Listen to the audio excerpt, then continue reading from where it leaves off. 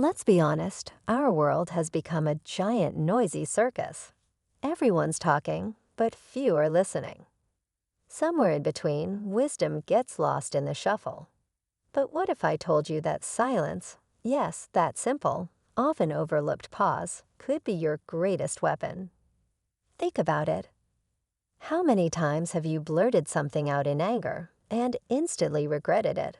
Or watched a heated argument spiral out of control when a well-placed silence could have ended it? Even Marcus Aurelius himself knew the power of restraint.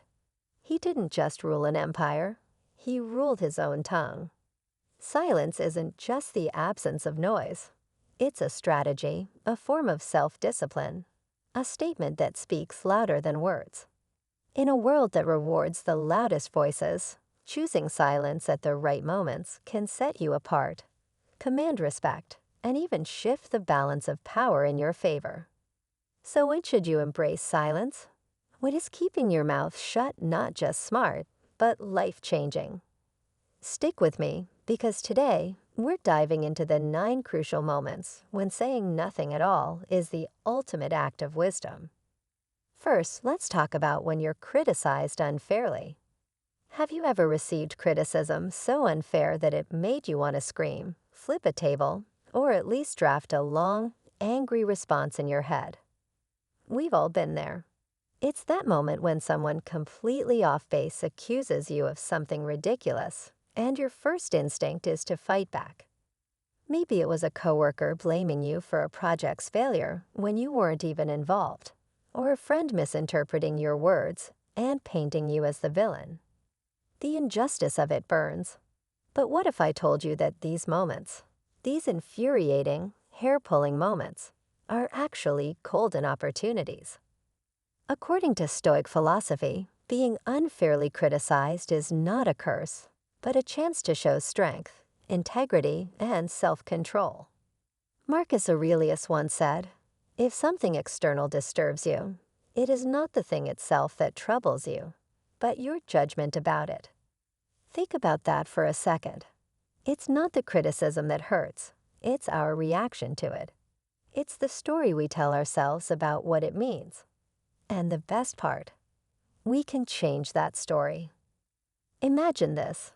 You're at a family dinner and your aunt, the one who has an opinion on everything, suddenly comments, "You've never really been great with money. I'm surprised you're still managing on your own." Your blood starts to boil, and the temptation to fire back is strong. You want to list every smart financial decision you've made, throw in a few economic terms just to prove how wrong she is, and maybe even bring up that time she fell for a multi-level marketing scheme. But pause. What would a Stoic do? A Stoic would take a deep breath and remember, this is not about you. It's about her perception, her own biases, maybe even her insecurities. You don't have to prove anything. Epictetus, another great Stoic thinker, taught that we should separate ourselves from the criticism. You control your mind, not external events. Realize this, and you will find strength. Instead of seeing your aunt's comment as a personal attack, see it for what it really is. Just words, just an opinion. And opinions, as we all know, are everywhere. Some are helpful, some are nonsense, and some are simply projections of other people's fears and experiences. But let's take it further. What if, hidden inside unfair criticism, there's actually something useful? Even the most ridiculous feedback can contain a sliver of truth. Maybe your aunt's delivery was terrible, but is there a lesson there? Could it be that you've been meaning to revisit your budget or look into better investment options? This isn't about admitting she was right. It's about using everything, even the unfair, frustrating, completely misplaced criticism, to improve yourself. And here's another radical idea: silence. Not every attack needs a counterattack. Not every unfair remark needs a defense. There's a quiet power in refusing to engage in unnecessary battles. Picture a boxing match where one fighter just stands there, calm, unaffected. The other person eventually looks ridiculous, swinging at the air. That's you when you don't react. You remain centered while the person throwing baseless criticism loses their steam. Marcus Aurelius captured this idea perfectly. Don't waste time arguing about what a good man should be. Be one. In other words, let your actions speak louder than any defense you could mount. This approach doesn't just protect your peace, it changes the dynamic. When you stay calm in the face of unfair criticism, people notice. It sets you apart, makes you someone others respect because you're not easily rattled. And in the long run, this earns you more credibility than any argument ever could. Of course, this is easier said than done. Our natural instinct is to protect our ego, to make sure people get the facts straight. But if you look at the long game, you'll see that Stoicism isn't about letting people walk all over you. It's about choosing your battles wisely. It's about knowing that your value isn't determined by what others say about you, but by how you carry yourself in response. So the next time you're unfairly criticized, pause. Ask yourself, is this about me or is it about them? Is there any truth here that I can use? And most importantly, will engaging in this fight actually benefit me? Or is my silence the real power move? Unfair criticism isn't a roadblock, it's a test.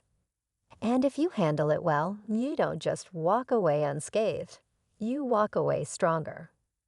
Now let's talk about silence in the middle of boasts. We've all been there, stuck in a conversation where someone just won't stop talking about how amazing they are. Maybe it's a coworker who just landed a high-profile client and keeps dropping mentions of their genius strategy. Or perhaps it's an old friend who suddenly found success and now speaks in TED talks about their grind and determination. You feel the urge to counter, to throw in your own wins, to subtly remind them, and everyone else, that you're doing just fine too. But here's the problem. The moment you engage in that game, you've already lost.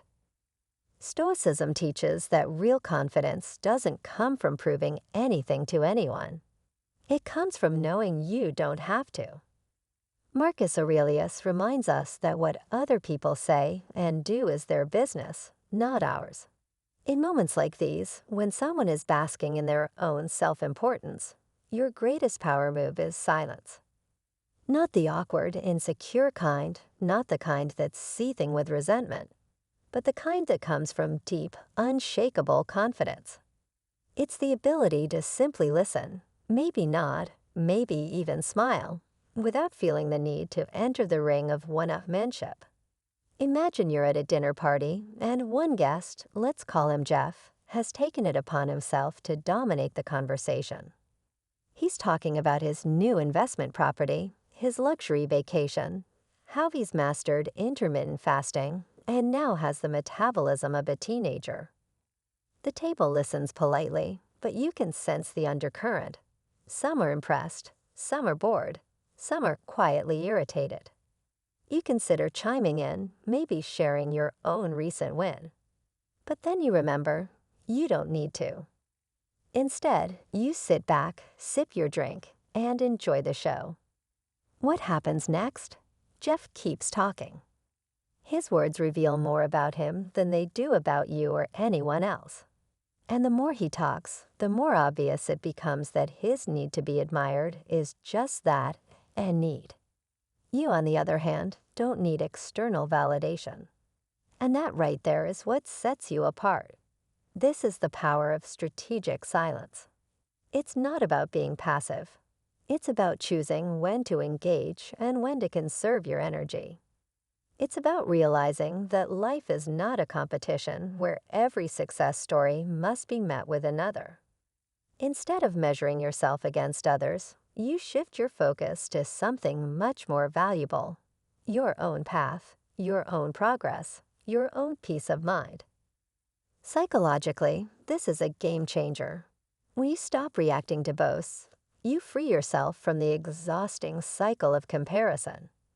You become more self-assured, more centered, and paradoxically, people respect you more for it. Because nothing says, "I'm secure in myself," like the ability to let others shine without feeling the need to dim their light or to make yours burn brighter. So next time you find yourself in a room full of self-promotion, try this. Listen, acknowledge, but don't compete. Let others talk, let them reveal who they are. And in doing so, you'll reveal who you are. Not through words, but through the quiet, effortless grace of someone who knows exactly what they're worth. Now let's dive into dealing with anger. Anger is a tricky thing. It sneaks up on you, explodes without warning, and before you know it, you're standing in the aftermath, wondering if it was really worth it. And yet, when we're caught in that moment, with our hearts racing and adrenaline surging, reason often takes a backseat. But here's the secret. Anger only has as much power as we give it. This is where Stoicism offers a solution, not by telling us to suppress anger, but by teaching us how to master it. Picture this. You're at the grocery store after a long, exhausting day.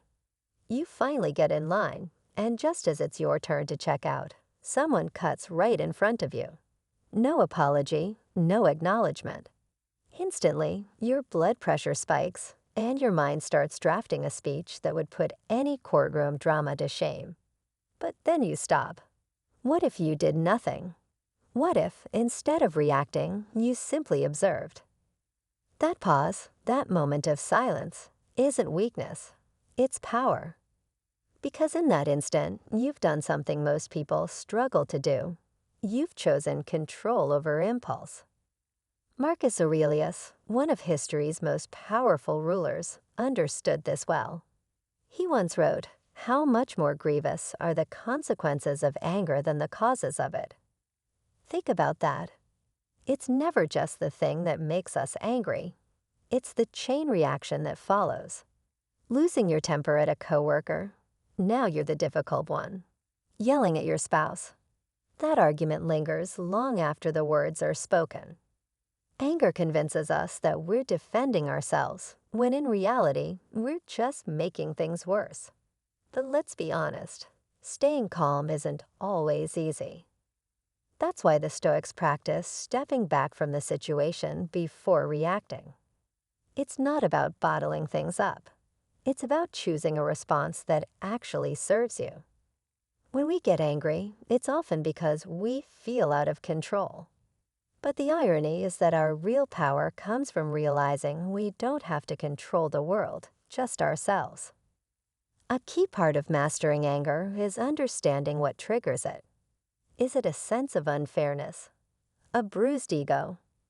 Once you identify the source, you start to see that most of what makes you mad isn't about the other person. It's about your own expectations. Shift that perspective, and suddenly their rudeness loses its grip on you. Of course, this doesn't mean we should tolerate injustice or let people walk all over us. But responding with measured thought instead of blind rage is far more effective. If something truly needs to be addressed, it's best done from a place of calm, not fury. Nelson Mandela, after years of imprisonment, could have emerged filled with bitterness. Instead, he chose to use his experience to lead his country toward reconciliation, not because he was weak, but because he understood that anger alone doesn't create change. Wisdom does. So how do we apply this in daily life? Start small. When frustration rises, take a breath. Give yourself the space to think before you act. Use deep breathing, shift your focus, or even better, channel that energy into something productive. Exercise, write, create, do anything that transforms that fire into something worthwhile. Anger isn't inherently bad. In fact, when directed properly, it can be a powerful motivator. The key is to let it fuel you, not control you. At the end of the day, the goal isn't to never feel anger. It's to respond in a way that benefits you, not one that leaves you cleaning up the damage. The next time you're faced with a moment of frustration, when we face a career setback or the loss of a long-held dream, our first instinct is often resistance. We find ourselves replaying moments in our minds, thinking about what we could have done differently, as though we could rewrite the past. But Stoicism teaches us that the only thing we can control is our response. We cannot undo loss, but we can decide how we move forward. Seneca once said, "The day we fear as our last is but the birthday of eternity." This idea shifts our perspective. Loss is not an end but a transition, a shift in our journey rather than its destruction. It's natural to feel pain, but what if, instead of avoiding it, we allowed ourselves to sit with it? Silence after a loss is not an absence of feeling, but a space for reflection, processing, and healing. It allows us to make peace with what we cannot change. Rather than viewing grief as something to suppress, we can recognize it as a sign of love, of deep connection. The pain of loss is only as strong as the meaning something held in our lives, and that meaning doesn't disappear, it transforms. The Stoics believed that every hardship is an opportunity for growth. Loss strips away illusions, reminding us of what truly matters. It forces us to appreciate the present and focus on what we still have, rather than what is gone.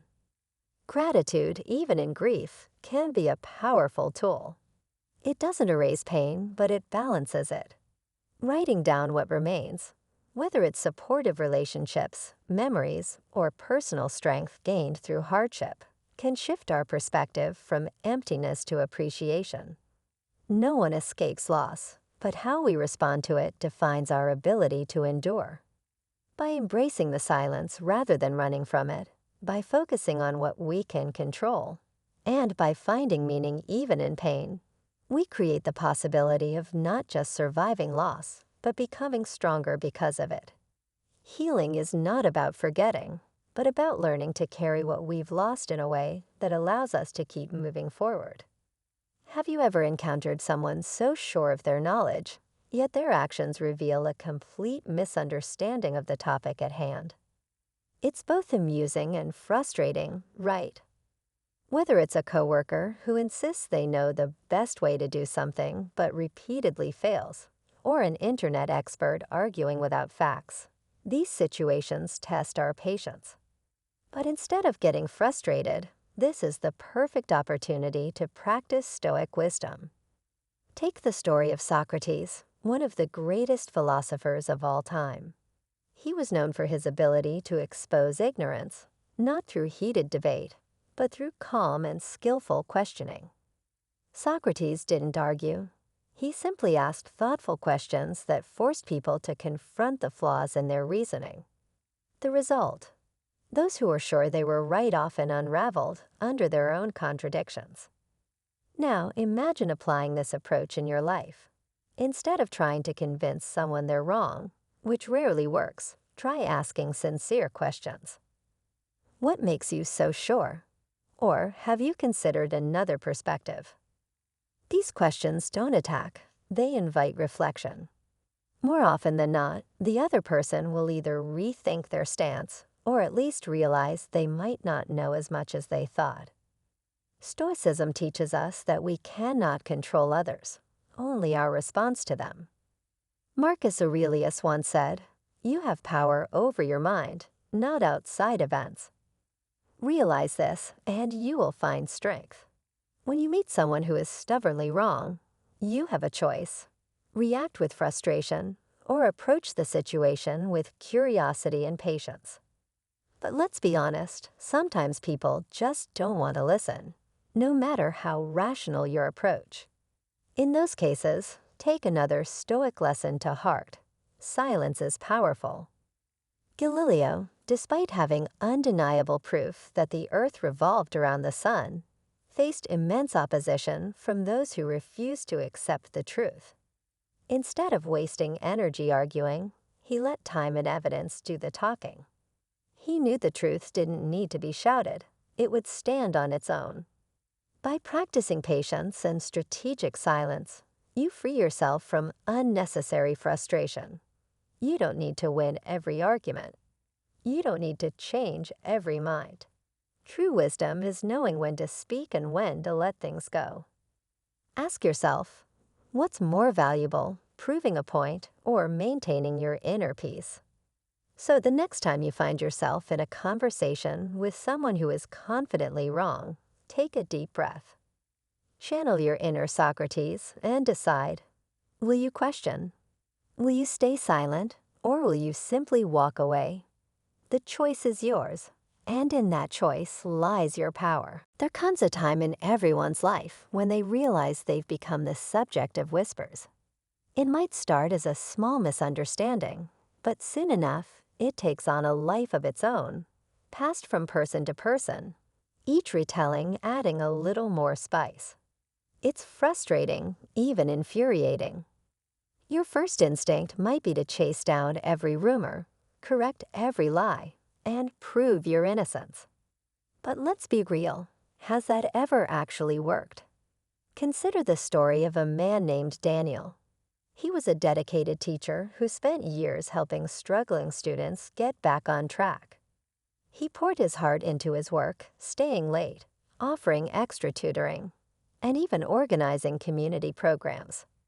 But when one student, angry about a failing grade, started spreading rumors that Daniel played favorites, things quickly spiraled.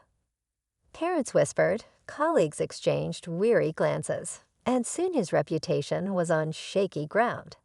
He could have defended himself, called out the lies, or demanded an apology. Instead, he took a different approach. He kept showing up, kept teaching, and let his work speak for itself. Marcus Aurelius, the Roman emperor and Stoic philosopher, once said, "The best revenge is to be unlike him who did the injury." Daniel understood this. Instead of feeding the fire, he starved it of oxygen. Over time, parents saw how their children improved under his guidance. His colleagues noticed his unwavering dedication, and the student who started the rumor. He moved on to a new target, as people who thrive on gossip always do. This story isn't just about Daniel, it's about you. How often have you let someone else's words control your emotions, dictate your actions, or rob you of your peace? Stoicism teaches that we can't control what others say, only how we respond. Epictetus reminds us that if the rumors are true, we should correct ourselves. If they're false, why waste time worrying? But let's be honest, ignoring rumors is easier said than done. It's human nature to want to defend yourself, to set the record straight. That's why the real challenge isn't silence, it's confidence. When you choose not to engage, you're making a powerful statement. I don't need to explain myself to those who don't know me. That level of self-assurance is intimidating to those who gossip because they rely on your reaction to fuel the drama. So how do you get there? First, control your emotions. Reacting in anger only makes the rumor feel more real. Take a step back, breathe, and remind yourself that what others say doesn't define you. Second, seek clarity.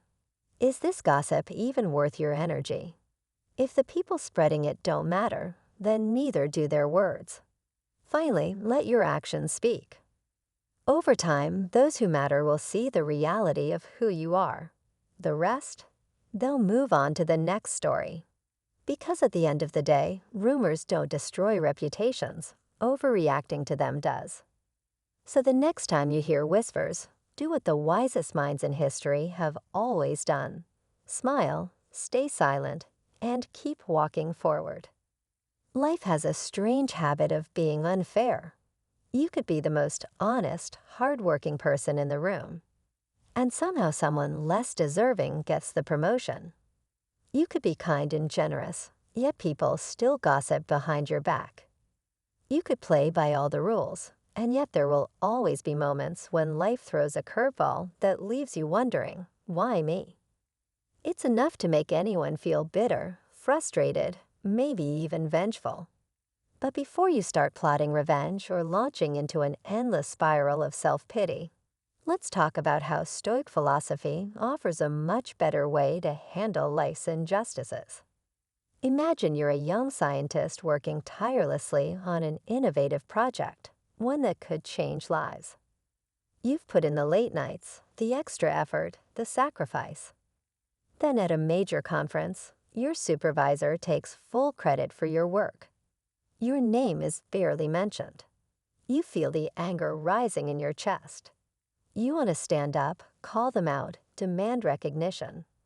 But you don't, not because you're weak, but because you understand something deeper. Real power isn't in reacting, it's in controlling how you respond. This is exactly what Marcus Aurelius meant when he wrote, "The best revenge is not to be like your enemy." The moment you lash out, you've lost control. But if you stay calm and continue your work with integrity, eventually the truth will reveal itself, and the respect you build from your restraint will outlast any fleeting satisfaction revenge could have given you. Stoicism teaches us that while we cannot always control what happens to us, we can control how we react. It's easy to get caught up in the emotions of the moment, to want to correct every injustice immediately. But ask yourself, what's more powerful, shouting into the void, or proving through consistent action that nothing can shake your character? The greatest Stoics, from Seneca to Epictetus, emphasized emotional discipline. This doesn't mean suppressing how you feel, but rather understanding that emotions are temporary, and acting on them impulsively often makes things worse. Take a moment to think about a time when someone wronged you. Maybe it was a boss who overlooked your contributions, a friend who betrayed your trust, or a stranger who disrespected you. Now think about how you reacted. Did it bring you peace? Did it resolve the situation? More often than not, when we react emotionally to injustice, we only fuel the fire. The more upset we become, the more power we give to the situation. But when we meet unfairness with patience and strategy, we take that power back. This doesn't mean we should accept injustice passively. Stoicism is not about being a doormat. It's about choosing the right battles and fighting them with intelligence rather than raw emotion. Think of a lawyer defending an innocent client. If they let their anger at the injustice cloud their judgment, they risk making mistakes. But if they channel that energy into building a solid case, they increase their chances of winning. The same applies to life. When faced with unfairness, don't let it shake you. Instead, stay grounded, assess the situation, and respond in a way that aligns with your values. One of the hardest things about injustice is the feeling of powerlessness it creates.